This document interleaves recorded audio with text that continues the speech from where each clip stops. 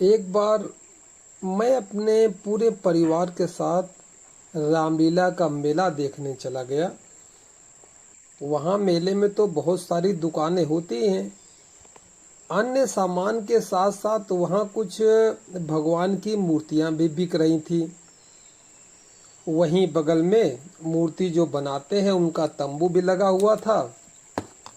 वहीं तंबू में जैसे आमतौर पे होता है कि कुछ मूर्तियाँ अधूरी होती हैं, वो पुआल से बनते हैं ना, पुआल और ये प्लास्टर ऑफ पेरिस मिट्टी से बनाई जाती हैं। तो कुछ पुआल के ढांचे खड़े हैं, कुछ उसमें किसी में प्लास्टर ऑफ पेरिस लगा हुआ है, किसी में आधी अधूरी मिट्टी लगी हुई है, किसी में आधे पैर बने हुए हैं, किसी में केवल धड़ बना हुआ है। इस प्रकार के अधूरी बनी हुई मूर्तियाँ और साथ में फिनिश की हुई तैयार की हुई मूर्तियाँ बाकायदे पेंट करके रंग करके फर्स्ट क्लास बना हुई तैयार थी बिकने के लिए। वहीं मैंने देखा कि मेरा बेटा, छोटा वाला बेटा वेदांत, बहुत गौर से उन बनती हुई भगवान की मूर्तियों को देख रहा था। तो उसने मुझसे वहीं मेले में प्रश्न किया कि पिताजी, भगवान ने इंसान को बनाया है या इंसान ने भगवान को बनाया है? बिल्कुल सही मौके पर उदाहरण के साथ सामने प्रत्यक्ष रूप से देखते हुए और उसका प्रश्न सुनते हुए मैं भी थोड़ा सीरियस हो गया कि इस बात का इसको क्या उत्तर दूं। उम्र भी बहुत छोटी है। फिर मेरे मन में विचार आया कि शरीर की उम्र छोटी हो सकती है, चेतना की कोई उम्र नहीं होती है। अगर किसी बच्चे के भीतर इस प्रकार का प्रश्न उठता है तो उसको सटीक और सही उत्तर जरूर मिलना चाहिए।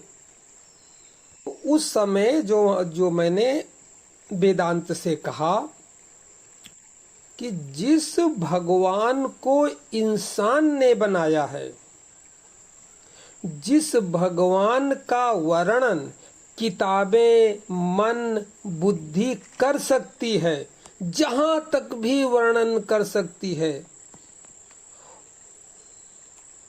उस वर्णन किए जाने वाले भगवान ने आदमी को नहीं बनाया है।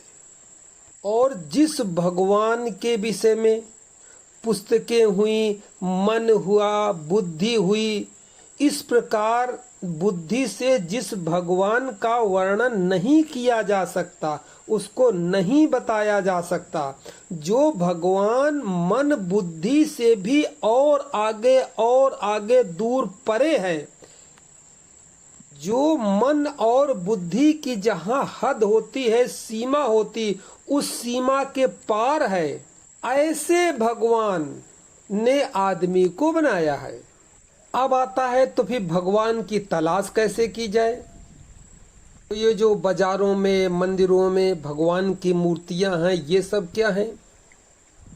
ये सारी की सारी मंदिर में स्थापित मूर्तियां या मेले में बिकने वाली मूर्तियां या घर में स्थापित होने वाली मूर्तियां केवल उस परमात्मा जो सच्चा वास्तव में परमात्मा है, उसकी राह पर चलने के लिए एक प्रतीकात्मक सिंबॉलिक चिन्ह की तरह हैं।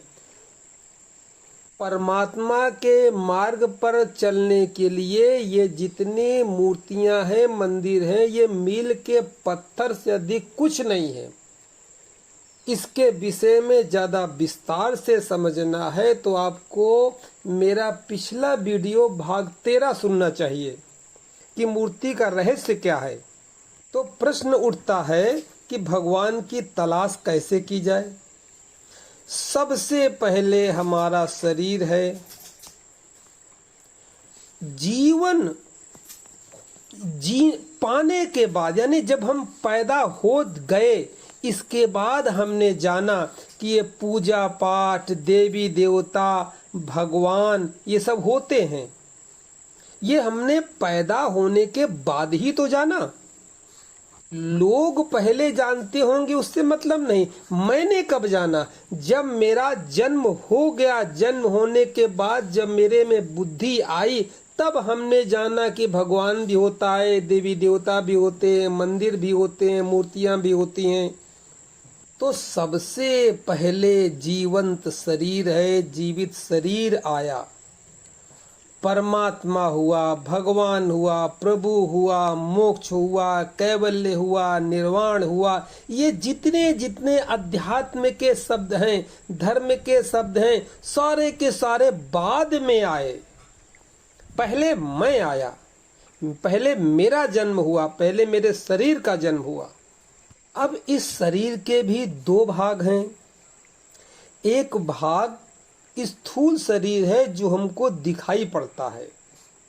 दूसरा इसी शरीर के अंदर, इसी के भीतर, इसी के अंदर आत्मा कह लीजिए, चैतन्य कह लीजिए, अशरीरी शक्ति कह लीजिए, जो दिखाई नहीं पड़ती है, जिसको केवल बुद्धि के स्तर पर समझा जा सकता है कि भाई शरीर में वाणी बोलती है, शरीर चलता फिरता है, बुद्धि चिंतन करती है। शरीर में जो इंद्रियां होती हैं, इन इंद्रियों के द्वारा सभी कार्य पूरे होते हैं। तो कोई न कोई ऊर्जा इस शरीर के अंदर अवश्य है, जो आंखों के द्वारा देखती है। क्योंकि ये जो आप प्रत्यक्ष आंख देख रहे हैं चमड़े की, ये केवल देखने के यंत्र की भांति काम करती है, देखती नहीं है। क्योंकि अगर आंख देखती तो मरे आदमी के पास भी आंख होती है, वो तो देखने में समर्थ नहीं है। तो आंखों के द्वारा भीतरी जो शक्ति है, चेतना है, वही देखती है, वही कानों के द्वारा सुनती है। कान नहीं सुनते हैं, कान तो एक माध्यम है सुनने का। जो भीतर चेतना है वही कान यंत्र के माध्यम से सुनने का काम करती है। आदमी की खोपड़ी के अंदर जो ये मस्तिष्क नाम का एक लोथड़ा होता है, जिसमें करोड़ों नस नाड़ियों का झुंड होता है, इसी को मस्तिष्क कहते हैं। यह सीधे सीधे कार्य नहीं करता है। वो जो भीतर चेतन शक्ति है, वही इस मस्तिष्क का भी संचालन करती है। तो इस तरह अगर हम देखें तो हमारा शरीर दो का जोड़ होता है। एक जो हमें स्थूल रूप में दिखाई पड़ता है। आपने प्रवचनों में, सत्संगों में सुना होगा कि शरीर 5 तत्वों का मिलके बना होता है। तो एक जो ये दिखाई पड़ता है 5 तत्वों का शरीर, एक ये वाला हो गया स्थूल शरीर, जो एक दिन मिट जाएगा, मर जाएगा, गल जाएगा। दूसरा, इसके अंदर जो चेतना होती है, जीवन होता है, जीवन, चेतना, चैतन्य होता है, आत्मा भी कह सकते हैं, का विनाश नहीं होता, वो अविनाशी है। जन्म के समय शरीर के अंदर प्रवेश किया और मृत्यु के बाद शरीर से निकल गई। का कोई शरीर नहीं होता, इसलिए उसको अशरीरी कहिए। अब दोनों को जोड़ दीजिए, यानी एक हो गया शरीर और इसमें जोड़ दिए अशरीरी आत्मा, ये बराबर हो जाएगा आपके जीवित शरीर के। स्थूल शरीर के विषय में आप भली भांति जानते हैं, आपका पूरा अनुभव है। इसको काम करने के लिए अच्छी तरह आप कसरत करते हैं, जिम जाते हैं, भोजन करते हैं, जल पीते हैं, पौष्टिक चीज़ें खाते हैं, विटामिन्स वगैरह खाते हैं। सारा का सारा इस भौतिक शरीर के ऊपर है, स्थूल शरीर के लिए करते हैं। और आप इसको विस्तार से विधिवत जानते भी हैं। यह पूरा का पूरा आपके अनुभव में सिद्ध है। सिद्ध इसलिए कह रहा हूँ, इसका ज्ञान आपको पूरा इसलिए है कि आप भोजन करते हैं, जल पीते हैं, इसके द्वारा ये चलता है। और आपको ये भी पता है कि अगर आप भोजन को छोड़ दें, भोजन न लें, जल न लें, कोई खाने पीने की चीज न लें, तो ये काम नहीं करेगा। इस स्थूल शरीर को चलाने के लिए, इससे काम लेने के लिए खाने पीने की बहुत आवश्यकता है दैनिक, जो कि आप करते हैं। तभी तो ये जीवित है, तभी तो चल रहा है ये। जैसे आपका ऊपर का शरीर चल रहा है, उसी प्रकार, बिल्कुल उसी प्रकार भीतर जो अशरीरी चैतन्य आत्मा है, उसको भी पोषण देने के लिए, यानी खाने पीने की ताकत देने के लिए, उसको भी पोषण देने के लिए परमात्मा ने एक स्वतः संचालित व्यवस्था, यानी उसमें आप कुछ कर नहीं सकते, वो अपने आप उसको पोषण मिलता रहता है। कैसे? वो है श्वास।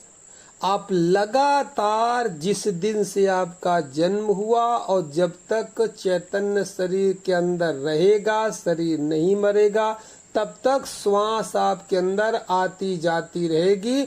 आप किसी भी हालत में हो, आप स्वस्थ हो, अस्वस्थ हो, बीमार हो, दुखी हो, सुखी हो, टेंशन में हो, कोमा में हो, कैसी भी हालत में हो, मगर श्वास प्रश्वास तो चलती ही रहेगी, क्योंकि श्वास प्रश्वास के द्वारा ही भीतर बैठे चैतन्य को भोजन मिलता है, पोषण मिलता है, उसी से वो जीवित है आपके भीतर। आपके भीतर जो चैतन्य रूपी आत्मा है, उसका अस्तित्व श्वास पर ही आधारित है।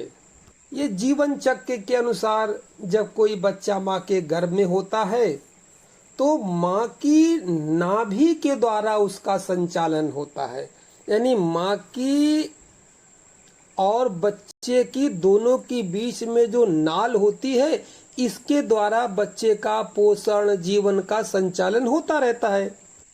और जैसे ही बच्चा पृथ्वी में जन्म लेता है, तो माँ की नाभि से उसको कट कर दिया जाता है, यानी नाल काट दी जाती है, उसका माँ से संबंध विच्छेद कर दिया जाता है। और नाल काटने में उसे कष्ट होता है, और कष्ट में वो रोता है, और रोने में जब भीतर की वायु बाहर निकलती है, पेट खाली हो जाता है, भीतर कुछ नहीं बचता, तो पलट करके श्वास के रूप में वो पहली श्वास अपने भीतर लेता है जीवन में, पहली श्वास। और जब श्वास अंदर चली गई, फिर पुनः बाहर आती है, फिर अंदर जाती है, फिर आती है, फिर बाहर जाती है, और बच्चे का जीवन लीला प्रारंभ हो जाता है। बच्चे को पहले पूरा का पूरा पोषण माँ की नाभि से मिल रहा था, अब भोजन से मिल रहा है स्थूल शरीर का पोषण, और श्वास से मिल रहा है भीतर चैतन्य का पोषण। हम कैसी भी अवस्था में क्यों न हो, शांति में हो, अशांति में हो, क्रोध में हो, अशुद्धता में हो, शुद्ध हो, या सुख में हो या दुख में हो, या कोई पाप कर्म कर रहे हो या कोई पुण्य कर्म कर रहे हो, यहाँ तक कि सो रहे हो, जग रहे हो, नींद देख रहे हो, सपना देख रहे हो, बेहोशी में हो, बीमारी में हो, यानी कोमा तक में भी अगर हम चले जाएं, अर्थात हम किसी भी अवस्था में चले जाएं, मगर मेरी श्वास प्रश्वास लगातार आती जाती रहती है, क्योंकि इसी के द्वारा तो भीतर चैतन्य पड़ा हुआ है। उसकी खुराक ही श्वास से मिलती है। श्वास माने प्राणवायु, और विज्ञान की भाषा में ऑक्सीजन। ऑक्सीजन भीतर श्वास के द्वारा ही मिलती है, और हम सभी ऑक्सीजन से ही जीवित हैं। जब तक श्वास प्रश्वास भीतर चलती रहती है, तब तक शरीर के भीतर जो चैतन्य आत्मा है, उसका अस्तित्व बना रहता है भीतर। और जिस क्षण श्वास का आना जाना नासिका द्वार के माध्यम से भीतर बंद हो जाता है, उसी क्षण आत्मा का इस स्थूल शरीर से संबंध विच्छेद हो जाता है। इसी को मृत्यु कहते हैं, यानी व्यक्ति मर गया। यानी श्वास बाहर निकली, जैसे बचपन में छोटेपन में निकली थी पहली बार जब बच्चा रोया था माँ की नाल कटते ही, तो रोने में पीड़ा के कारण श्वास कुछ भीतर से रोने की आवाज से बाहर निकला था और पलट करके श्वास अंदर गई थी, फिर लगातार अंदर बाहर श्वास आती जाती थी। अब जीवन के अंत समय में जब अंतिम श्वास बाहर जाए और पलट करके भीतर न आए, समझ लीजिए बस संबंध दोनों शरीर, स्थूल शरीर और अशरीरी शरीर दोनों का संबंध विच्छेद हो गया। इसी को कहते हैं कि व्यक्ति मृत्यु को प्राप्त हो गया। श्वास का हमारे शरीर और चैतन्य आत्मा के बीच में बहुत गहरा संबंध है। श्वास इस शरीर और चैतन्य आत्मा के बीच में एक पुल की तरह काम करती है। जैसे आपने कोई पुल देखा होगा ना, नदी का पुल दो किनारों को जोड़ता है, उसी तरह श्वास पुल के तरह काम करती है, जिसके एक सिरे पर तो शरीर होता है और दूसरे सिरे पर आत्मा होती है। दोनों का जो जोड़ने वाले है पुल है वो है श्वास। अब शरीर का तो हम सबको पूरी तरीके से अनुभव है, और अगर थोड़ा सा प्रयास किया जाए तो नासापुटों से आती जाती श्वास का अनुभव भी किया जा सकता है। शरीर का अनुभव तो पूरा है, बिना किए आपका अनुभव अस्तित्व में है कि शरीर है। इसी तरह श्वास का अनुभव करना पड़ेगा तो थोड़ा स्थिर और शांत होना पड़ेगा। जब शांत होकर के देखेंगे तो महसूस करेंगे कि दोनों नासापुटों से वायु रूपी श्वास आती है जाती है, इसका अनुभव किया जा सकता है। अगर इसको दूसरी भाषा में कहा जाए तो ऐसा कहा जाएगा कि शरीर में नासापुटों के अंदर जाने वाली श्वास जो भीतर जा रही है यह जीवन है, और बाहर निकलती हुई श्वास मृत्यु है। तो हम ऐसा कह सकते हैं कि जीवन जो है, जीवन और मृत्यु के झूले में हम झूल रहे हैं। अब यहाँ थोड़ा जरा गंभीरता से, बिल्कुल सजगता के साथ, बात तो सरल है मगर फिर भी पुनः विचार करना पड़ेगा होश के द्वारा कि उस शक्ति को जो भीतर है, चैतन्य आत्मा है, ऊर्जा है, या कुछ लोग भगवान कहते हैं या परमात्मा कहते हैं, कुछ ईश्वर कहते हैं, कोई भी नाम लेकर के आप बुला सकते हैं। यानी जो भीतर अशरीरी शक्ति पड़ी है वो भीतर शरीर में कहाँ पर है, किस जगह है, पर्टिकुलर उसकी जगह कौन सी है। वैसे प्रवचन के तौर पर तो हम लोग यही कहते रहते हैं कि परमात्मा सर्वत्र है, परमात्मा सब जगह है, वो कण कण में समाया हुआ है। मगर ये सब कोई बात जचने वाली नहीं है, पचने वाली नहीं है। ये बात हजम नहीं होती, क्योंकि किसी ने कह दिया उधार, उसकी बात को तुम तोतों की तरह दोहराए जा रहे हो। अरे बात किसने कही? ये तुलसीदास जी ने रामायण में कही कि हरि व्यापक सर्वत्र समाना, प्रेम से प्रकट होए हम जाना। हरि व्यापक सर्वत्र समाना, यानी परमात्मा सर्वत्र सब जगह समान रूप से समाया हुआ है, समान रूप से विद्यमान है। अब इसी बात को तोतों की तरह तुम भी दोहराए जाओ तो भगवान मालिक है तुम्हारा।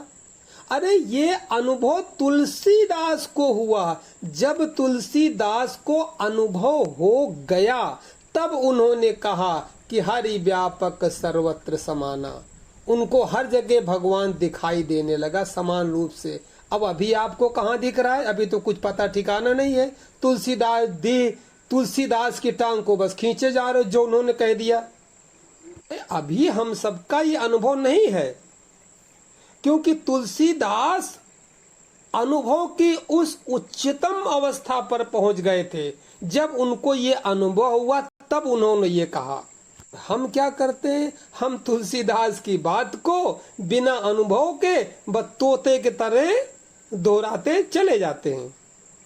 एक बात समझ लो, चाहे भक्ति मार्ग हो चाहे ध्यान मार्ग हो, इस मार्ग पर चलते चलते जब तुम्हें सर्वत्र परमात्मा का अनुभव होने लगे, उस समय तुम अपने अनुभव से इस बात को कहना। किसी की सुनी सुनाई, लिखी लिखाई पुस्तकों के द्वारा, शास्त्रों के द्वारा अगर तुम कहने लगे हो, उसमें कोई अर्थ नहीं, कोई ज्ञान नहीं, कोई भाव नहीं उसमें। तब तक तुम्हें अनुभव न हो तब तक मत कहना, क्योंकि हमें तो अभी धर्म के आबासा यानी ABCD से शुरू करना पड़ेगा। बिल्कुल प्रथम पायदान से विचार करके चलना पड़ेगा। हम खड़े हैं प्रथम पायदान पर और बात कर रहे हैं तुलसीदास के अनुभव की कि हरि व्यापक सर्वत्र समाना परमात्मा कण कण में विद्यमान है। तो भगवान भला हो तुम्हारा। अरे क्या होगा, तुम्हारे अनुभव क्या होगा ये तुम ही जानो। बस आज इतना ही। कल थोड़ा उस पे चर्चा करेंगे कि परमात्मा, सबसे प्रथम पहले पादान से बात करेंगे कि अगर शरीर और अशरीरी दोनों का जोड़ने वाला सेतु जो हो ये श्वास है और भीतर चैतन्य आत्मा है, तो वो कहाँ है, किस जगह है और उसको कैसे अनुभव किया जा सकता है। बस जिस क्षण एक बार वो भीतर अनुभव में आ जाएगा, तब आप इस कहने के अधिकारी नहीं, आप जान जाएंगे कि वो सर्वत्र व्याप्त है। पहले है कहाँ ये जाने तो इसके विषय में कल चर्चा करेंगे विस्तार से। इसलिए कल आपको आगे की वीडियो जल्दी नोटिफिकेशन मिल जाए, जैसे मैं डालूं तो एक काम करें, मेरे चैनल को अभी सब्सक्राइब करें, बेल आइकन दबाएं और जो अभी आपके धार्मिक मित्र हो उनको इस प्रकार की चर्चा लगातार शेयर करते रहें, ताकि आपके बीच एक ऐसा धार्मिक माहौल बन जाए कि जब मैं प्रैक्टिकल के रूप में इस प्रकार की साधना को जूम ऐप पर कराऊं तो उसमें सब कम से कम 3-4 लोग आपके साथ बैठकर करने वाले तो हो। और इस विषय में आपको कोई शंका हो, कोई प्रश्न हो तो कमेंट कीजिए। अगर अच्छा लगा हो तो कौन सी बात अच्छी लगी ये कमेंट करिए, या बुरी लगी हो तो कौन सी बात बुरी लगी ये कमेंट करिए, और जो ना समझ में आया हो उसको भी कमेंट करिए। सब पे विचार किया जाएगा। मेरी बात को ध्यान पूर्वक सुना, वो भी आजकल के समय में जब लोगों के पास वक्त नहीं है, तो इसका इतना तो अवश्य अर्थ है कि आप अपनी आध्यात्मिक ऊर्जा, आध्यात्मिक चेतना का अनुभव बढ़ाना चाहते हैं, अपनी आध्यात्मिक ऊर्जा की प्रकृति करना चाहते हैं, भीतर के भीतर आपके मन में कहीं न कहीं यह बीज जरूर दबा हुआ है। धन्यवाद। अगले वीडियो में फिर मिलते हैं। हरि ओम। मेरा व्हाट्सएप नंबर 98 97 72 74 41 देहरादून।